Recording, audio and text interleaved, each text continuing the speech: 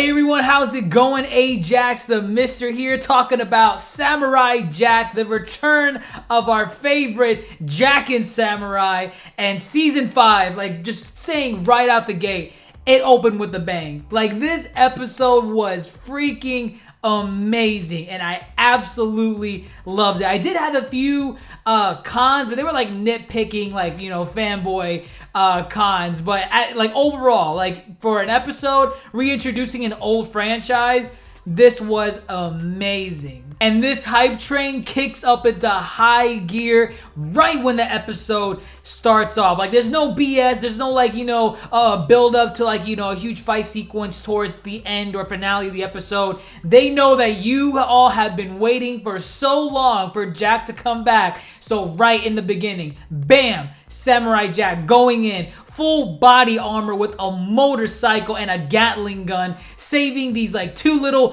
emoji aliens. I say emoji because that's basically what they were using. They're using like an emoji telepathic like way to speak.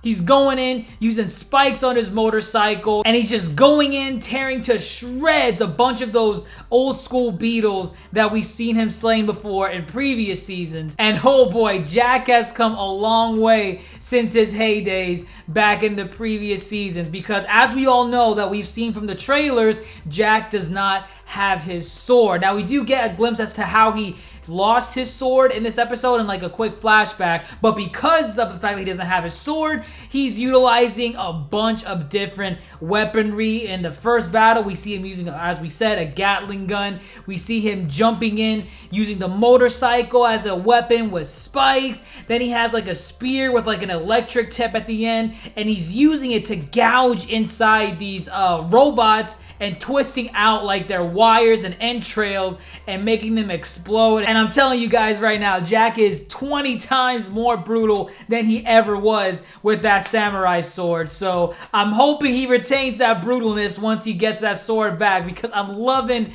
this like ruggedness that he has right now. And again, most of the exposition that we've gotten in the trailers leading up to this episode pretty much explain the same thing that we already know. Jack lost his sword, and it's been 50 years since he's been stuck in the future. He has no way to get back to the past, and now he's all rugged. He kind of lost his way a little bit, and the dude is suffering mad PTSD. Like Jack is so screwed up in the head. We see him seeing images of like his family, his mother, his father drowning, caught up in flames, and like even in the middle of battle, because those scenes with his mom and dad were at least in like, you know, quiet moments where Jack was by himself, and I'm going to get into those quiet moments later in this review. But even in battles where he's fighting the assassin at the end of this episode, he is just seeing these images of like starving children just like begging him to save him, and he's freaking out. He's even talking to them, and the assassin he's fighting is like, yo, guy, like, are you lost in the head? Well, what are you doing? So Jack has fallen so far from the calm, collect composure that we've known him from previous episodes and seasons. But aside from the additional brutality that we've gotten in this new season of Samurai Jack, what I do love is what they've kept that made the original so great. And it's the quiet, serene moments where Jack is just walking or just doing something, anything. Like no words are being spoken, and you just see the art, the animation, like just something going on in the background that makes you believe that that world is real. Like it's not trying to catch up to like, you know, a time marker for the next battle. Because back when Samurai Jack was around, we had the epic battles, but there were plenty of moments where it was just quiet. It was just dead on quiet. Jack would not be fighting anyone. He could just be looking at the wilderness, the city, like absorbing everything that's coming at him. And we see this in the episode for season 5 when he's just at the river drinking water, seeing the leaves fall down, and it was just beautiful. Like it is a minor thing. I know not a lot of people like Samurai Jack for those reasons, but for me personally, I always loved those quiet moments where you just appreciate what the storyboard artist this and what the animators are doing, and they kept it. I'm so glad that they did not half-ass this part of season 5. They're sticking to their guns. They brought Jack back the way he was, but they're bringing in, the rated M Adult Swim flavor, if you get what I mean. And we get some interesting questions that arise in this episode that will, keep us tuning in every weekend to see, what's going on and putting the pieces together. One of which obviously being the 7 children, the 7 daughters of supposedly Aku that are in training to kill Samurai Jack. Now, of course, everyone's asking, what exactly are these daughters? Like, how is Aku having children? Like, are they direct descendants, or do they have his blood going through their veins? Because they do have the all-black composure that Aku is, famous for. But, there's still speculation as to, how exactly are they related to Aku. And of course, that's going to stem from the Queen Aku, or the Queen of Darkness, that was teaching the children how to fight. And oh man, the training was absolutely brutal. If this season premiered an old school Cartoon Network, they were not gonna have that crap at all. Like, that shit was mad brutal. You have these buffed up steroid chicks punching children in the face and gouging each other's eyes out. And now that Samurai Jack has entered into Adult Swim, it is growing into its comfort zone with that area, because it's showing a lot more than what the old series has in previous seasons. And I'm honestly surprised that they didn't stretch their training regime to maybe 2 or 3 episodes, just so we could see they've been through the ringer. But I guess because the animators know, or the storyboard artists, they know this is 10 episodes. This is what people have been waiting for, the finale of Samurai Jack. Let's get straight out the gate and get it over with. So we already have these 7 ladies, these 7 daughters of Aku, already out the gate, already trained, and they're about to kill the samurai in next week's episode. So I'm super excited on that end, but I'm also super excited about just everything else that this new season has brought forth. Again, the weapons that Jack is using. He doesn't use the sword anymore. I mean, because he lost it. It's not out of, he prefers other weapons. But after the battle with the assassin, which was an awesome battle, by the way, with the flute and, the golem summoning and just, him doing the buda bada bada bada, him just using his mouth to make everything move around to the sound of music. Even after that fight, he picks up the weapon that was causing all that ruckus, because he realizes that this is a weapon he can use. This is something I can use later on in this, season of Samurai Jack. So he's just going on defeating all these villains that Aku keeps sending on his way. And after he defeats them, he collects their weapons, supposedly, from what we got in this episode, and then he takes it on to the next fight. So we can assume that maybe the samurai armor and the motorcycle he got from someone that he defeated, that Aku sent his way. Which, speaking of samurai, we're getting a lot of ominous foreshadowing of this dark samurai on a horse, and we have no idea who he is, why he's there, why Aku is having images of that person. It might be the person that caused him to lose his sword, because all we saw in the sword flashback was, Jack just dropping the sword into that hole. We don't know what the circumstances were or what caused him to do that, but, there's just so many questions around that shadowy figure that I'm pretty sure Jack is probably gonna don some samurai armor of his own, legit samurai armor, not the clunky one that he has now, and he's gonna take on that guy, and I cannot wait to see that happen. And I also love the mystery around Aku, because even in the trailers and in this week's episode, we did not see a single image of Aku. Now, we did see, the little statue that the Queen Aku person was worshiping and praying to, and we did get a little voice of Aku when the Master Assassin was, calling him. We're not entirely sure if that was Aku, but I'm pretty sure that it was. But aside from that, we have not seen Aku physically at all in the trailers or in this week's episode. So I am super excited to wonder, like, why are they hiding Aku? Like, what reason do they have to not show his face? Because I know there's a reason. I just want to know right now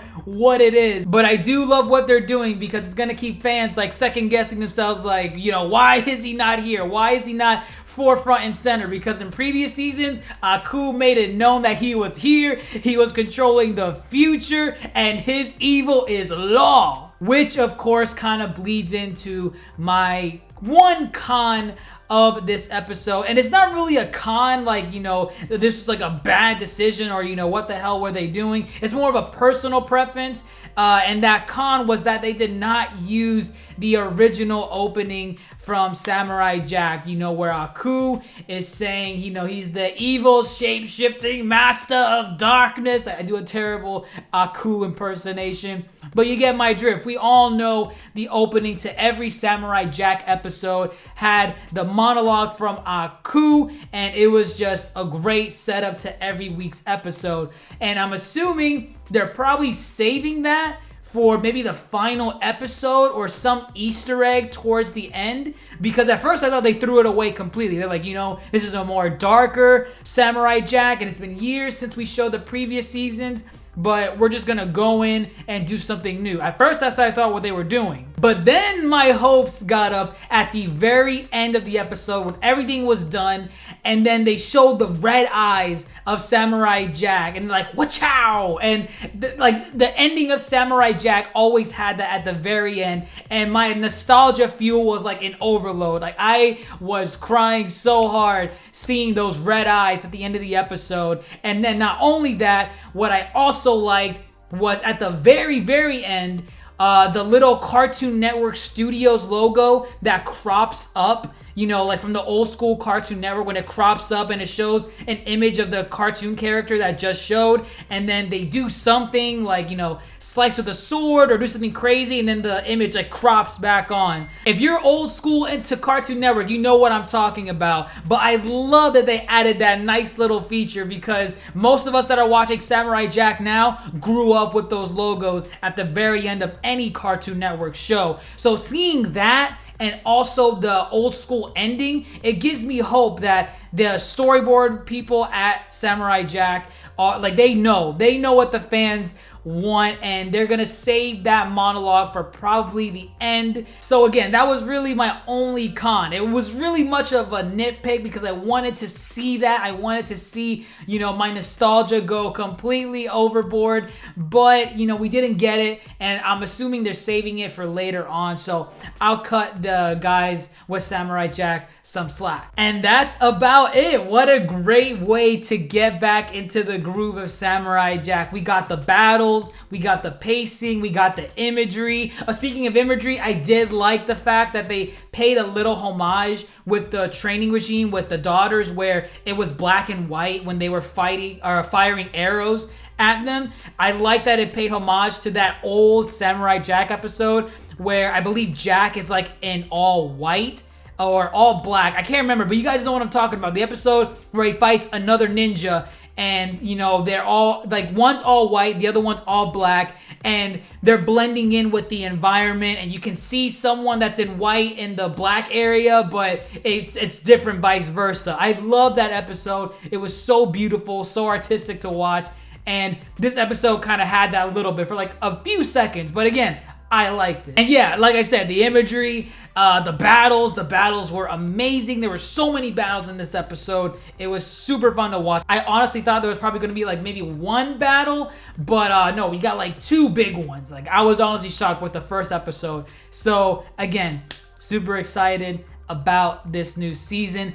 Let me know what you all thought of the season in the comments below. One thing I do like about this season 5 of Samurai Jack is that you don't have to watch the previous seasons of Samurai Jack to understand it. Like, of course, you're going to appreciate it more. You're going to understand certain characters, coming back that are going to make their appearance again in this season. But even the storyboard people at Samurai Jack said themselves, you do not need to have seen the entirety of Samurai Jack from the old seasons to watch this new one. As long as you got a general idea of what Samurai Jack is about and what the dude is fighting for, you could jump straight into this season And obviously, you're gonna appreciate it more if you watch the old seasons, because again, they have aged so well.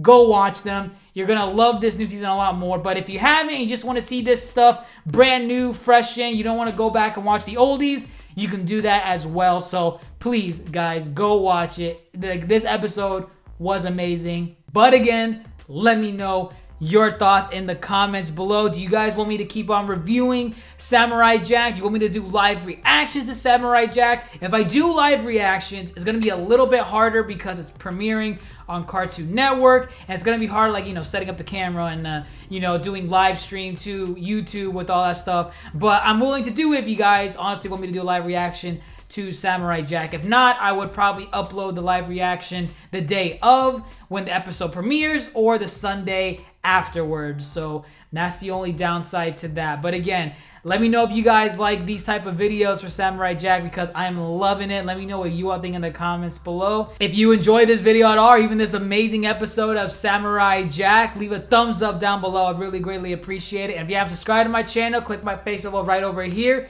You'll stay up to date with all my future videos and content, and I will love you forever. Don't forget, social media links in the description box down below. Follow me on those as well to get more content when the video ends. I'm Ajax the Mister, and as always, folks, watch out!